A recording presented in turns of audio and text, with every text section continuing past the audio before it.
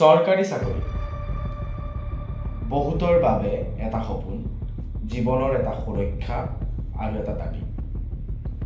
ভাৰতত বৰ্তমানে শিক্ষিত নিবনুৱাৰ হাৰ বৃদ্ধি হৈ আছে আৰু তেনেস্থলত চৰকাৰী চাকৰিৰ যি দাবী তথা ডিমাণ্ড বাঢ়ি গৈ আছে আৰু এই চৰকাৰী চাকৰিটোক লৈ আজি বৰ্তমান সমগ্ৰ সমাজ ব্যৱস্থাটোত নেতিবাচক আৰু ইতিবাচক কিছুমান প্ৰভাৱ আহি পৰিছে। চৰকাৰী চাকৰিটো এটা টেবু হৈ পৰিছে, অৰ্থাৎ চৰকাৰী চাকৰিটো যে লাগিবই তাক লৈ পিনে বৰ্তমানৰ যুৱ প্ৰজন্ম অধিক বেছি আকৰ্ষিত আৰু এনে ক্ষেত্ৰত কিছুমান সমস্যা ৰাজ্যবিধে নিবনুৱা সমস্যাই ধাৰণ কৰিছে এক ভয়ংকৰ ৰূপ। এটাৰ পাছত আন এটা পৰিসংখ্যাই এই জটিল ছবিখন স্পষ্ট কৰি তুলিছে। নিবনুৱা সমস্যাৰ ভয়ংকৰ ৰূপ সন্দেহ নিশ্চয়কৈ অমূলক নাছিল। ৰাজ্য চৰকাৰৰ বৃহৎ নিযুক্তি প্ৰক্ৰিয়াৰ প্ৰশ্ন কাকতত হিন্দী ভাষাৰ অন্তৰ্ভুক্তিৰে হৈচৈ লাগিছিল। পিছে সোমবাৰে সকলোবোৰ স্পষ্ট হৈ পৰিল যেতিয়া বহিৰাজ্যৰ বহু প্ৰাৰ্থী অৱতীৰ্ণ হ'ল বৃহৎ চাকৰি নিযুক্তিৰ পৰীক্ষা। आज प्रधानमंत्री नरेंद्र मोदी ने भी नौकरियों को लेकर, सिविलियन नौकरियों को लेकर भी एक बड़ा ऐलान किया है और ये बताया है कि भारत सरकार ने अगले 1.5 वर्ष में 10 लाख लोगों को सरकारी नौकरी देने का लक्ष्य तय किया है। বৰ্তমানৰ যি আমাৰ ছাৰ্ভিচ ছেক্টৰ বা যি আমাৰ সেৱা খণ্ড, সেই সেৱা খণ্ডত অত্যাধিক পৰিমাণে চৰকাৰৰ দ্বাৰা নিয়োজিত কিছুমান চাকৰি আছে আৰু সেই চাকৰিসমূহক লৈ বৰ্তমানৰ সমগ্ৰ গোটেই দেশৰ যি ব্যৱস্থা, সেই দেশৰ ব্যৱস্থাটো পৰিচালিত হৈ আছে আৰু এই দেশৰ ব্যৱস্থাটো পৰিচালনা কৰাৰ এই খণ্ডটোৰ সৈতে যি চাকৰি সৃষ্টি হৈছে সেইবোৰ চৰকাৰী চাকৰিৰ প্ৰতি যুৱকসকল বা বৰ্তমানৰ শিক্ষিত নিবনুৱাসকল আটাইতকৈ বেছি আকৰ্ষিত। তেওঁলোকে ব্যক্তিগত মাধ্যমৰ এটা চাকৰি কৰাতকৈ চৰকাৰী চাকৰি এটা কৰিবলৈ বেছি ভাল পায়। তেনেস্থলত বৰ্তমানৰ সমাজ ব্যৱস্থা বিশেষকৈ দেখা পোৱা যায় উত্তৰ ভাৰতৰ যি সামাজিক অৱস্থা, সেই সামাজিক অৱস্থাটোত চৰকাৰী চাকৰিৰ প্ৰতি এটা টক্সিক আকৰ্ষণ, অৰ্থাৎ চৰকাৰী চাকৰিটোৰ প্ৰতি এনেকুৱা এটা আকৰ্ষণ সৃষ্টি হৈছে যিটো আকৰ্ষণে কিন্তু সমাজত নেতিবাচকতা আনিছে। সমস্যা ক'ত সৃষ্টি হৈছে? চৰকাৰী চাকৰিৰ প্ৰতি যি আকৰ্ষণ, সেই আকৰ্ষণটোৱে সেই সময় নষ্ট কৰাৰ সেই সমস্যাটোৱে আচলতে আমাক প্ৰভাৱ পেলাইছেনে?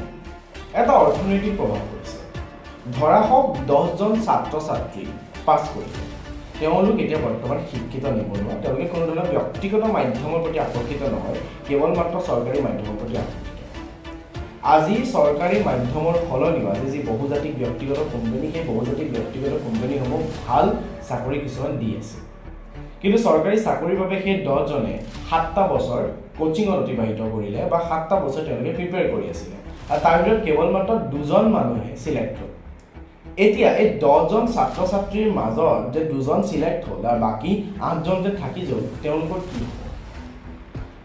কোনোবাজন ডিপ্ৰেশ্যনত আহিব, মানসিক অৱস্থা বেয়া হৈ পৰিব, কোনোবাজন ব্যক্তিগত মাধ্যমৰ প্ৰতি আকৰ্ষিত হৈ পৰিব বা কোনোবা এজনে নিবনুৱা হৈ থাকি যাব আৰু কোনোবা এজনে এটা ভাল চাকৰি কৰিব। কিন্তু কথাটো হ'ল কি, এই 10জনে যে ভাৰতীয় অৰ্থনীতিৰ প্ৰতি প্ৰত্যক্ষ তেওঁলোকে কোনো ধৰণৰ অৱদান সেই 7 বছৰে নিদিলে, তাৰ ফলত অৰ্থনৈতিক দিশটোৰ প্ৰতি এটা সমস্যা আহিব। লগতে কিন্তু এই সমগ্ৰ ব্যৱস্থাটোৱে ইতিবাচকভাৱে এখন নতুন বজাৰ সৃষ্টি কৰিছে, যে শিক্ষিত নিবনুৱাৰ বাবে বজাৰ। আজি কোচিং চেণ্টাৰসমূহ হওক, কোচিং চেণ্টাৰসমূহ আশে পাশে থকা যি হোটেল বিজনেছখিনি হওক বা কোচিং চেণ্টাৰত লৈ পিনি যি বুক আউটলেটছ কিছুমান গঠন হৈছে, সেইখিনিক লৈ পিনি এটা নতুন শিক্ষিত নিবনুৱাৰ বাবে এখন বজাৰ সৃষ্টি হৈছে। আৰু এটা কথা জড়িত হৈ আছে যে চৰকাৰী চাকৰি যে লাগিব, চৰকাৰী চাকৰি থকা মানুহজনৰ যে সামাজিক পৰিস্থিতি, সেই সামাজিক পৰিস্থিতিটো বৃদ্ধি হৈছে আৰু সামাজিক পৰিস্থিতিৰ যে সৃষ্টি হৈছে, সেই কথাটো আমি ক'ব লাগিব। আজি মই যদি ক'বলৈ যাওঁ, 4ৰ্থ বৰ্গৰ এগৰাকী চৰকাৰী চাকৰি আছে, তেওঁৰ সামাজিক পৰিস্থিতিও আছে, ঠিক তেনেদৰে এগৰাকী ব্যক্তিগত মাধ্যমত চাকৰি কৰা মানুহ আছে, তেওঁৰ সামাজিক পৰিস্থিতি কিন্তু কম। এতিয়া কথাটো হৈছে কি, চৰকাৰী চাকৰিক লৈ পিনি যি পৰিস্থিতি সৃষ্টি হৈছে, এনেকুৱা আমি দেখিবলৈ পাইছোঁ উত্তৰ ভাৰতীয় সমাজত বিবাহৰ ক্ষেত্ৰত চৰকাৰী চাকৰি লাগিবই বুলি কিন্তু ডিমাণ্ড আহিছে। গতিকে চৰকাৰী চাকৰিৰ প্ৰতি যি সমস্যা আহিছে, সেই সমস্যাটো আমি আঁতৰাব লাগিব। কিয়নো উদাৰ হৈ পিনি আমি যদি চাওঁ, ব্যক্তিগত মাধ্যমতো, ব্যক্তিগত অভিজাত প্ৰতিষ্ঠানতো চাকৰি উদ্ভৱ হৈছে।